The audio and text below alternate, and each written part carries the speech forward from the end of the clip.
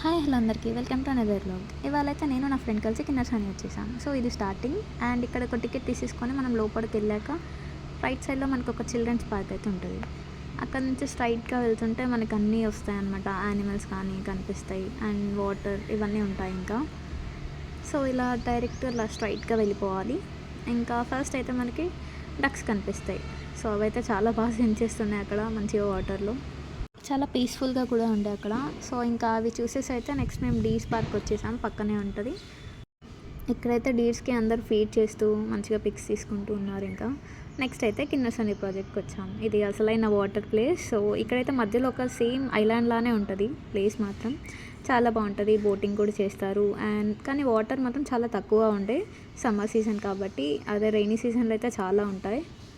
కానీ ఈ టైంలో కూడా గేట్స్ అయితే క్లోజ్ చేసేసారు. మమ్మల్ని చూడటానికి అయితే వెళ్ళనివ్వలేదు దగ్గరికి. ఇంకా మేము అలా రౌండ్ వేసుకుంటూ అన్ని బ్రిడ్జ్ మించి వాక్ చేస్తూ ఇంకా వెళ్ళిపోయాం. సో ఇది Kinnerasani dam. Please like, share and subscribe for more videos. Bye.